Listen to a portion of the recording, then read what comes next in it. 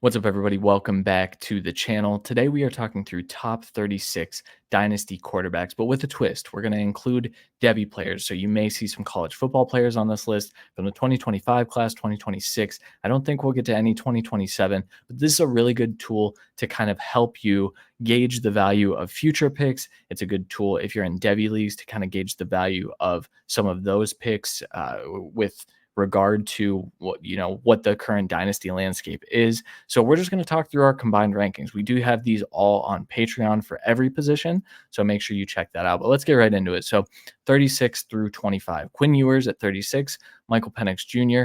At 35, 34 Russell Wilson, 33 Aaron Rodgers, 32 Drew Aller, 31 Geno Smith, 30 Derek Carr, 29 Nico Iamaleava, 28 Carson Beck, 27 Matthew Stafford, 26 Jackson Arnold, and 25 Justin Fields. And we're going to talk through some of these players. Not going to talk through every single player, but I do want to hit on a lot of the college players. So this is pretty much the extent of the college players that we're going to get. It's really tough from the quarterback perspective. Like, we think that we can project well. We think we do a good job of doing that. However, it is still very difficult. We're realists. We know that it's hard to project quarterbacks going forward. So it's really tough to get quarterbacks inside that top 12. We're going to come back to that point when we get into the top 12 of our dynasty quarterbacks. But first, I want to touch on Quinn Ewers. I've done a few breakdowns of him already. There is a video on this channel if you want to check out the in-depth breakdown. But Quinn Ewers is getting a lot of flack for stuff that I think there's a lot of highlights that go out on social media of Xavier Worthy getting a poorly thrown ball downfield, or Adonai Mitchell, same thing. But Quinn Ewers has a lot of good things on his film. I think that there's a chance that if he buttons up his footwork, he's going to become in contention for a top 10 pick next year. And when you have that, that's a super valuable thing. Same thing with Drew Aller. Drew Aller from Penn State. He's going into his second full season as a starter. I think we're going to look at a kid who's going to develop in this new offense that Penn State has. He's a big arm kid. You're going to see Josh Allen comparisons. He's really athletic, but he can drive the football. So those are the types of players that we'd like to bet on. He's very tools-based. It's a very tools-based bet.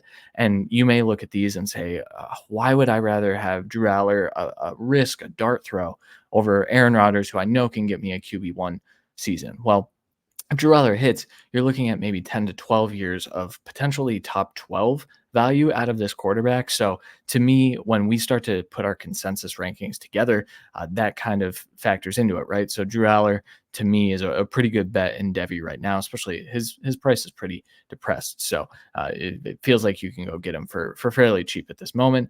Nico Iamaleava from Tennessee, he's going to take over as the starter this year full-time. Joe Milton is gone. A lot of people are very excited about Nico. He's about 6'6". He's got a big arm. He's drawing Justin Herbert comparisons. We compared him to Justin Herbert, I believe, in our Devy draft guide, which you can find on the Patreon as well. So this kid, he's in a fake offense, and that kind of scares us a little bit, especially because Tennessee, we now know Hendon Hooker really hasn't worked out. They just gave an extension to Jared Goff, which we'll get to here in a bit. But to me, I think that you can bet on the tools that Nico has as you start to project forward. Carson Beck, some of the same stuff right here. So Carson Beck is he is the favorite to be the first quarterback off the board next year. But I think we're still a little bit hesitant that that's going to be the case. I think Carson Beck has a lot of really good things on his film, but there's just something about him where it's like there's not a whole lot of upside. And I think he is an underrated athlete, but you're looking at mostly a pocket quarterback that can win and that can be super valuable. As we get through these rankings, you're going to see how many of those guys are that. But in fantasy football, we're looking to score fantasy points. And with that, a lot of that has to come from the ground. And Carson Beck doesn't offer a ton of that. Like I said, maybe it's just how they use him at Georgia, but it's interesting because they use Stetson Bennett in the read option stuff. So I'm excited to watch him grow this year.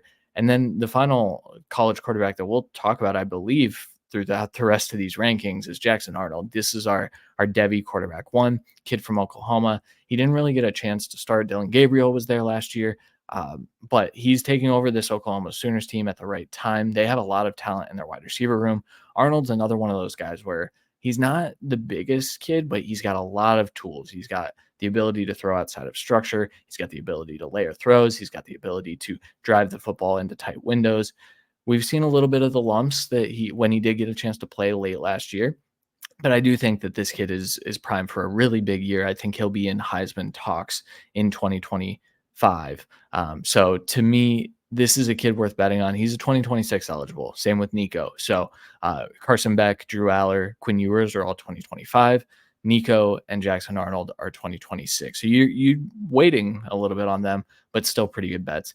And I do want to talk about Justin Fields on this group because obviously we do have him ahead of Russell Wilson. I think Justin Fields is one of those where when he's on the field, he is going to score fantasy points. We're betting that he gets back on the field. I think he's one of the top 32 quarterbacks in the league. I think the rest of the team at the Devy Royale thinks that as well. And so we're betting that he will get on the field at some point. And when he is, I mean, if he signs to be a starter next year at somewhere else, whether that's in Pittsburgh or not, I think you're looking at a QB 25 being pretty low for Justin Fields because we know what he can do from a fantasy football perspective.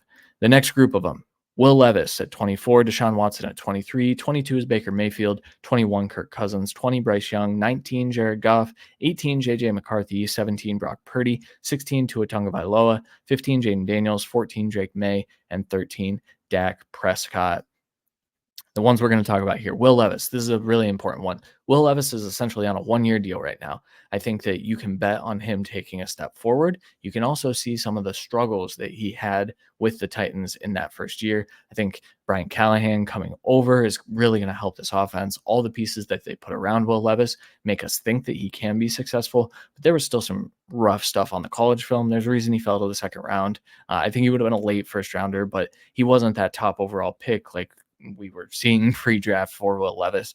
To us, we just need to see it for a little bit longer, and then we can probably bump him up these rankings because a quarterback on a rookie deal with all those pieces around him, though aging a little bit around him, the offensive line is looking pretty good. You're betting on the offense being as good as Cincinnati's maybe was, maybe without the Joe Burrow, but there's a chance that Levis can take advantage of what this offense provides. So 24 for Will Levis at this moment, 23 Deshaun Watson. I just kind of wanted to mention that it's funny that he's one spot behind Baker Mayfield. Sorry, Cleveland Browns fans, but this is one where he could be 32 next year, or he could be in the top 10. Deshaun Watson has a wide range of outcomes. We haven't seen anything that suggests that he can get back to his MVP-like years, but if there's an offense that he can do it in, it's one led by Kevin Stefanski. They are kind of transitioning this offense out of that. It's going to be led by Ken Dorsey, but he's going to be doing a lot of the stuff that he did in Houston, which is a pretty important piece because what Kevin Stefanski has now tried to do with two quarterbacks hasn't really worked despite having a really creative offense that gets guys open. It just doesn't work for everyone. It didn't work for Deshaun Watson. They're moving in a different direction. We'll see how it pans out. I'm personally not betting on it panning out, but at the Devy Royale, we have him as a late QB2. So pretty good value when you look at him in drafts right now.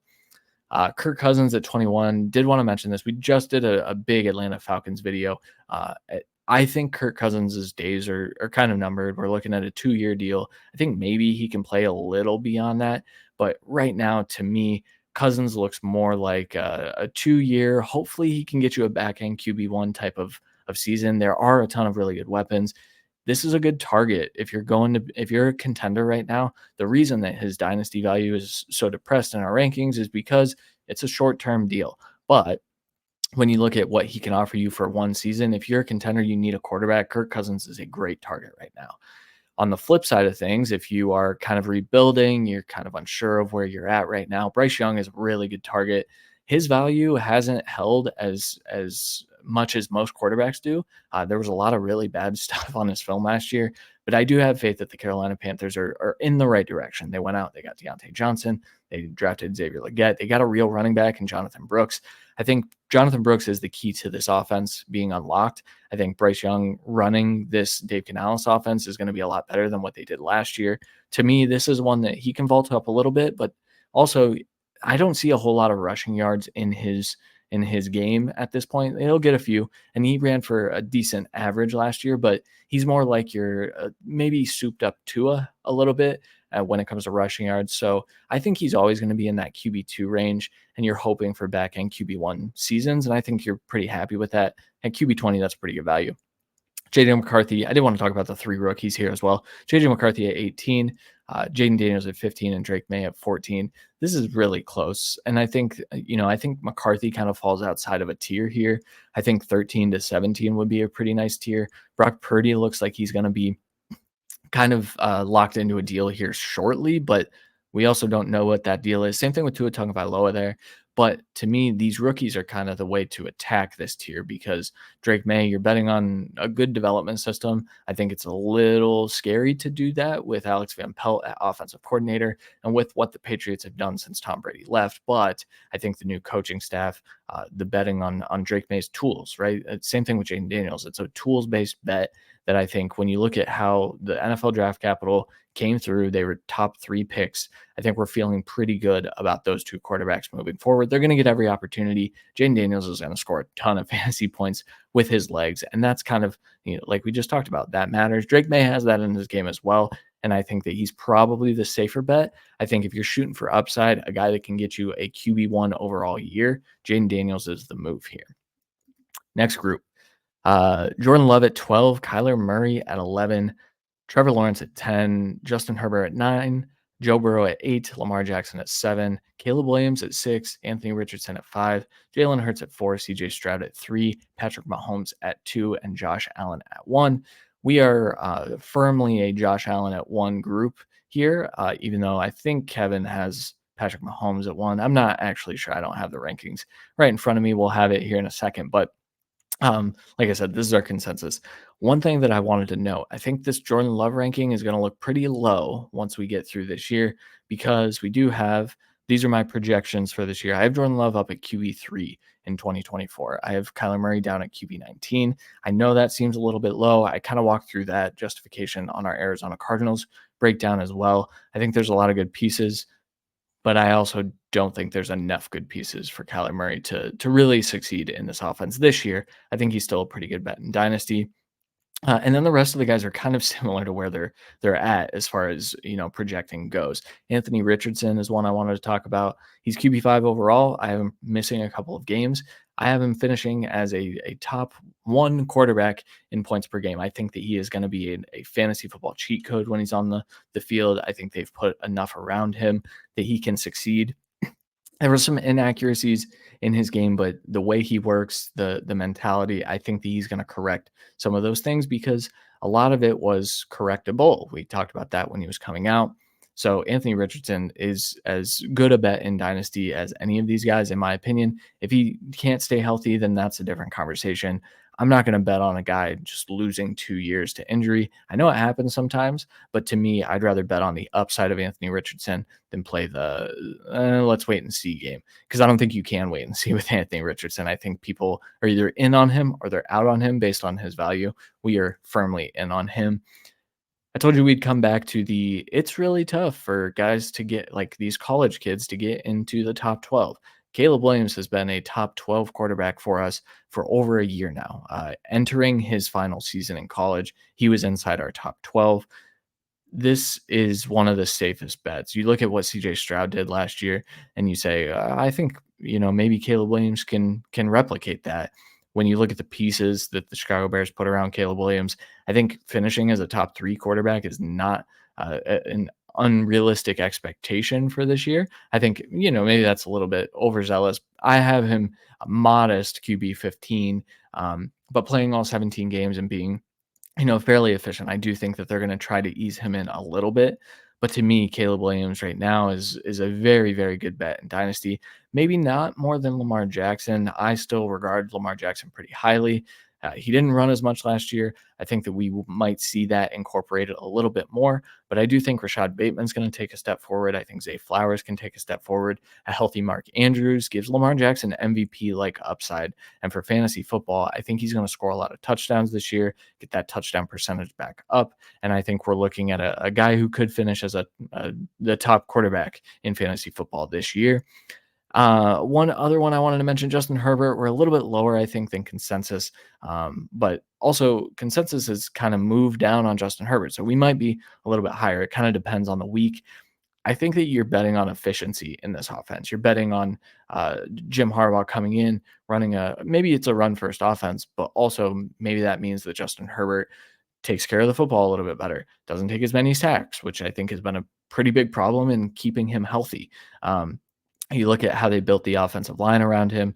You look at having a quick separator in Lad McConkey, but also having a pretty complete wide receiver room, more or less. I think they could still add a legit elite weapon, but I think the way they've built this team, you're pretty happy with what is going on for Justin Herbert.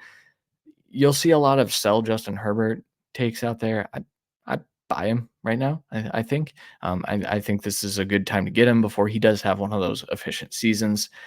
Trevor Lawrence scored fantasy points. He wasn't very good down the stretch. I think what they added around him is going to be pretty good for his fantasy outlook. I do think that they would like to run the ball a little bit more.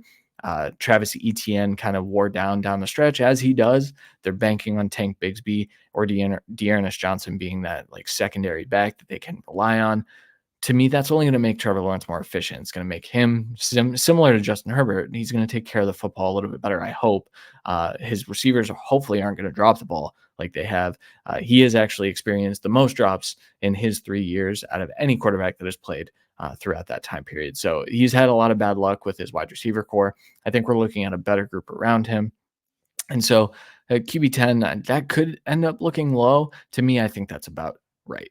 The debate over, Jalen Hurts may be too low. I think you can look at some of the stuff that happened last year and say defenses might know how to attack him now. So maybe the fantasy points won't be there. I think it's worth noting, though, that he was hurt for a lot of the year and he couldn't run. And when he couldn't take off and run, that changed how defenses played against him. So I think he's still going to have a really good year. I have him up at QB2, so I think that he's going to be back in that conversation as could you put him over Mahomes? Because I think the rushing upside gives him a little bit more. And then Stroud is right there in that Mahomes tier where, he might not get a ton of rushing yards, but I think from an efficiency standpoint, if there's one quarterback that I think can actually knock down Patrick Mahomes on the AFC side, sorry to Josh Allen, he's had enough chances. I think CJ Stroud might be that guy. Normally, when you have a guy that's that efficient, that accurate, they score fantasy points. So these are our top 36 dynasty quarterback rankings. I do want to show you kind of what it looks like. So this is our database. We have all of this. So we have combined rankings in here. This is our dynasty ranking as well. We have just Devy rankings separated out now. We have rankings from all of our different analysts over on the Patreon. So if you're interested in looking at all of our rankings, we have more than probably 300 players. I don't even know how many players we have ranked anymore, but we have a lot of players ranked over there. So if you're looking for a good resource for rankings, we've got it for you over at patreon.com/Devy We'll probably do some more of these. We'll see. If you guys really want more rankings videos, make sure you drop a comment. Let us know what you think of our dynasty quarterback rankings. Do you think those college kids are too high? Where's Shedeur Sanders? I know that's going to be a thing. We're pretty low on Shedeur Sanders. And also just let us know what you think. Are you buying any of these guys? Have you had any trades with any of these guys? Make sure you drop a comment. Like this video if you enjoyed it, and make sure you subscribe to the channel. Thank you guys for watching. We'll talk to you next time.